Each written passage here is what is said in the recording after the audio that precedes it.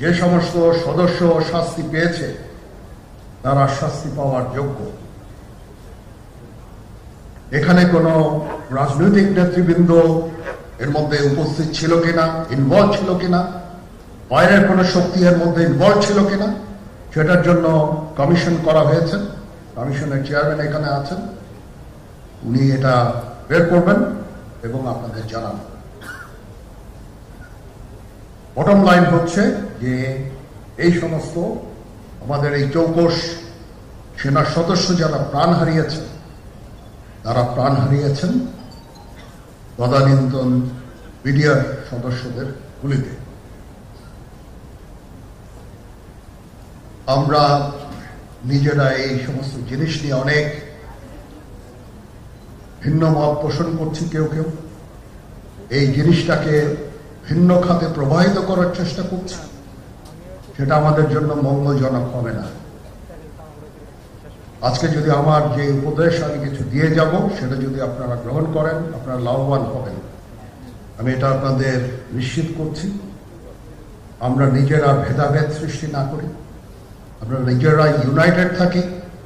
আমাদের মধ্যে যদি কোনো সমস্যা থেকে থাকে, কোনো ব্যত্যয় থেকে থাকে,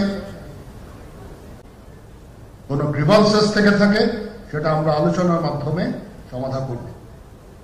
এটার জন্য ডানে বায়ে দৌড়িয়ে কোনো লাভ হবে না, নিজের ক্ষতি ছাড়া কোনো লাভ হবে না। আমি আপনাদের এই জিনিসটা নিশ্চিত করে দিচ্ছি। কিছু কিছু সদস্যদের দাবি যে তারা 2009 সাল থেকে আজ পর্যন্ত বিভিন্ন শাস্তি পেয়েছেন।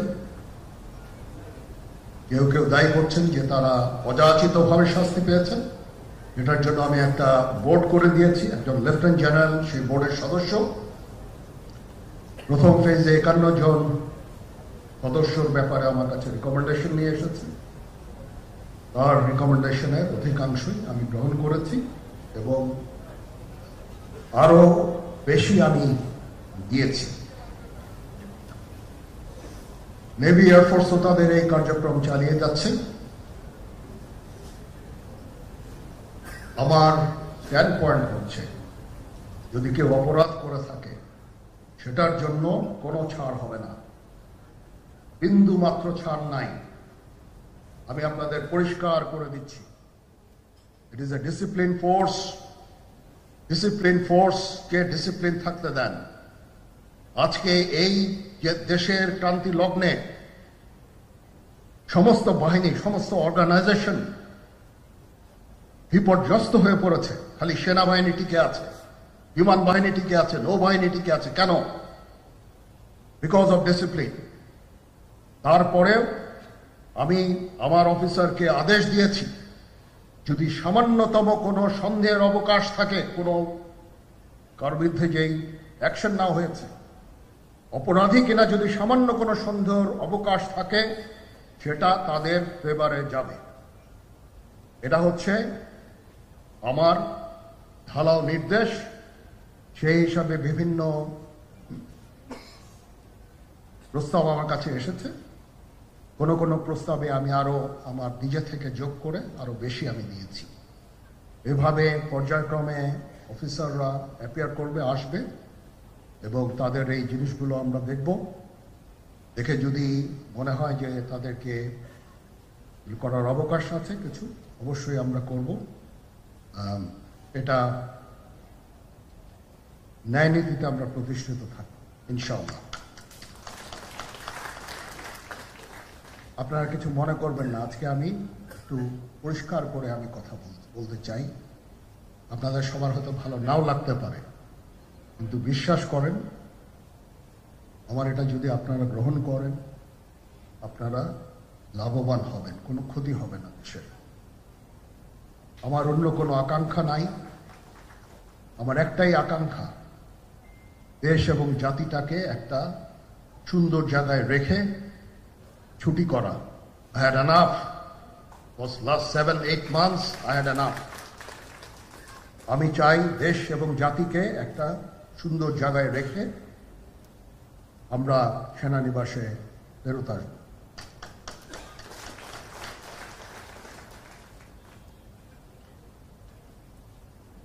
আরেকটা জরুরি বিষয় যেটা আমি ভাবলাম যে আপনাদের সাথে আমি শেয়ার করি। দেশের এই আইন শৃঙ্খলা পরিস্থিতি খারাপের পিছনে কিছু কারণ আছে। প্রথম কারণটা হচ্ছে যে আমরা নিজেরা হানাহানির মধ্যে ব্যস্ত, একজন আরেকজনের বিরুদ্ধে বিষোদ্গারে ব্যস্ত। এটা একটা চমৎকার সুযোগ অপরাধীদের জন্য। যেহেতু আমরা একটা অরাজক পরিস্থিতির মধ্যে বিরাজ করছি, তারা খুব ভালোভাবেই জানে যে এই সময়ে যদি এই সমস্ত অপরাধ করা যায় তাহলে এখান থেকে পরিত্রাণ পাওয়া সম্ভব। সেই কারণে এই অপরাধগুলো হচ্ছে। আমরা যদি সংগঠিত থাকি, একত্রিত থাকি, তাহলে অবশ্যই এটা সম্মিলিতভাবে মোকাবেলা করা সম্ভব হবে। Police, RAB, BGB, DGFI, NSI এগুলো দেশের জন্য অত্যন্ত গুরুত্বপূর্ণ কাজ করেছে অতীতে। খারাপ কাজের সাথে অসংখ্য ভালো কাজ করেছে।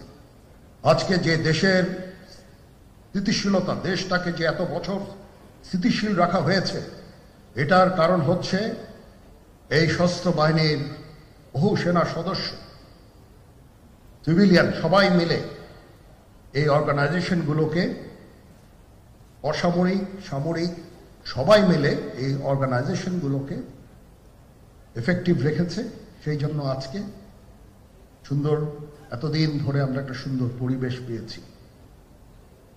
এর মধ্যে যারা কাজ করেছে, যদি অপরাধ করে থাকে সেটা শাস্তি হবে, অবশ্যই শাস্তি হতে হবে, না হলে এই জিনিস আবার ঘটবে। আমরা সেটাকে বন্ধ করতে চাই চিরতরে, কিন্তু তার আগে মনে রাখতে হবে আমরা এমনভাবে কাজটা করব এই সমস্ত অর্গানাইজেশনগুলো যেন আন্ডারমাইন্ড না হয়। আজকে পুলিশ সদস্য কাজ করছে না, একটা বিশাল বড় কারণ হচ্ছে অনেকের বিরুদ্ধে মামলা, অনেকে জেলে। RAB, BGB, DGFI, NSI panic, বিভিন্ন দোষারোপ, খুন ইত্যাদি তদন্ত চলছে। অবশ্যই তদন্ত হবে, দোষীদের বিচারের আওতায় আনতে হবে। এমনভাবে কাজটা করতে হবে যেন এই অর্গানাইজেশনগুলো আন্ডারমাইন না হয়। এই অর্গানাইজেশনগুলোকে যদি আন্ডারমাইন করে আপনারা মনে করেন যে দেশের শান্তি শৃঙ্খলা বিরাজ করবে, সবাই শান্তিতে থাকবেন, এটা হবে না, সেটা সম্ভব না। আমি আপনাদের পরিষ্কার করে বলে দিচ্ছি, এই দেশের শান্তি শৃঙ্খলা রক্ষার দায়িত্ব খালি সেনাবাহিনীর না। 2 লক্ষ পুলিশ আছে, বিজিবি আছে, র্যাব আছে, আনসার বিডিপি আছে, আমার আছে হচ্ছে 30,000 সৈন্য। এদেরকে আমি এই যে একটা বিরাট ভয়েড, আমি এই 30,000 সৈন্য দিয়ে আমি কিভাবে এটা পূরণ করব? 30,000 থাকে, আবার 30,000 চলে যায় ক্যান্টনমেন্টে, আরো 30,000 আসে। এটা দিয়ে আমরা দিন রাত আমরা চেষ্টা করে যাচ্ছি। এখানে যে সমস্ত উচ্ছৃঙ্খল কাজ হয়েছে সেটা আমাদের নিজস্ব তৈরি,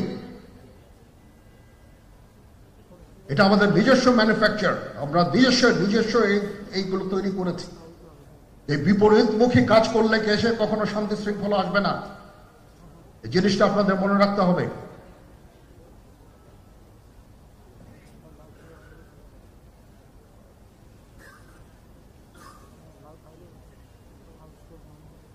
তদন্ত কমিশন হচ্ছে, আবার আরেকটা আমাদের সর্বদা আমরা চেষ্টা করব তদন্ত কমিশনকে সহায়তা করতে।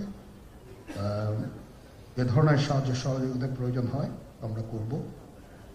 আমরা দেশে একটা ফ্রি, ফেয়ার অ্যান্ড ইনক্লুসিভ একটা ইলেকশনের জন্য দিকে ধাবিত হচ্ছে, এবং তার আগে যে সমস্ত সংস্কার করা প্রয়োজন অবশ্যই সরকার সেদিকে খেয়াল করবেন। আমি যতবারই ডক্টর ইউনূসের সাথে কথা বলেছি, he completely agrees with me. There should be free, fair and inclusive election, and that election should be within December or close to that. যেটা আমি এর প্রথমেই বলেছিলাম যে 18 মাসের মধ্যে একটা ইলেকশন। আমার মনে হয় যে সরকার সেদিকেই ধাবিত হচ্ছে। ডক্টর ইউনূস যথাসাধ্য চেষ্টা করে যাচ্ছেন এই দেশটাকে ইউনাইটেড রাখতে, কাজ করে যাচ্ছেন উনি। ওনাকে আমাদের সাহায্য করতে হবে, উনি যেন সফল হতে পারেন সেই দিকে আমরা সবাই চেষ্টা করব। আমরা একসাথে ইনশাআল্লাহ কাজ করে যাব।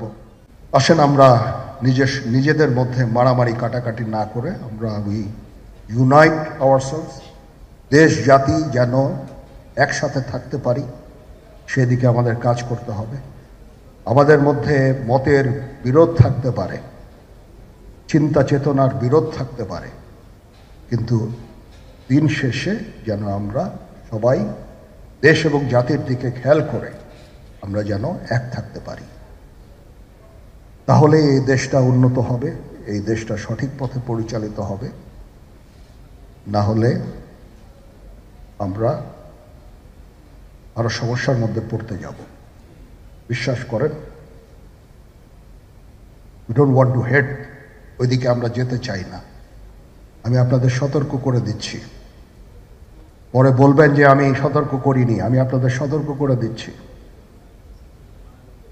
আপনারা যদি নিজেদের মধ্যে ভেদাভেদ ভুলে একসাথে কাজ না করতে পারেন, নিজেরা যদি কাদা ছোড়াছুড়ি করেন, মারামারি কাটাকাটি করেন, এই দেশ এবং জাতির স্বাধীনতা সার্বভৌমত্ব বিপন্ন হবে। আমি আজকে বলে দিলাম, নাইলে আপনারা বলবেন যে আমি আপনাদের সতর্ক করিনি।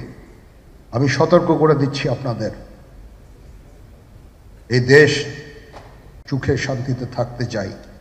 আমরা চাই না হানাহানি, কাটাকাটি, মারামারি। সেই উদ্দেশ্যে আমি কাজ করে যাচ্ছি, আমরা কাজ করে যাচ্ছি। আমাদের সেনাবাহিনীর প্রতি আক্রমণ করেন না। একটা কমন জিনিস আমি দেখতে পাচ্ছি, সেনাবাহিনী এবং সেনা প্রধানের প্রতি বিদ্বেষ কারো কারো। কি কারণে আজ পর্যন্ত আমি এটা খুঁজে পাইনি। আমরা হচ্ছে একমাত্র ফোর্স যেটা আপনাদের জন্য কাজ করে যাচ্ছি, দাঁড়িয়ে আছি প্ল্যাটফর্মে। Of course navy and air force, navy chief আবার মন খারাপ করে করছে, navy air force all, we all. আমাদেরকে সাহায্য করেন, আমাদেরকে আক্রমণ করেন না, আমাদেরকে অনুপ্রাণিত করেন, আমাদেরকে উপদেশ দেন।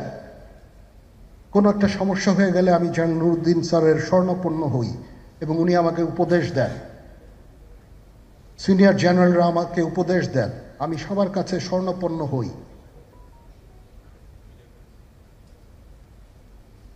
আমাদের প্রতি আক্রমণ করেন না, উপদেশ দেন। আমরা অবশ্যই ভালো উপদেশ গ্রহণ করব। আমরা একসাথে থাকতে চাই এবং দেশ এবং জাতিকে এগিয়ে নিয়ে যেতে চাই।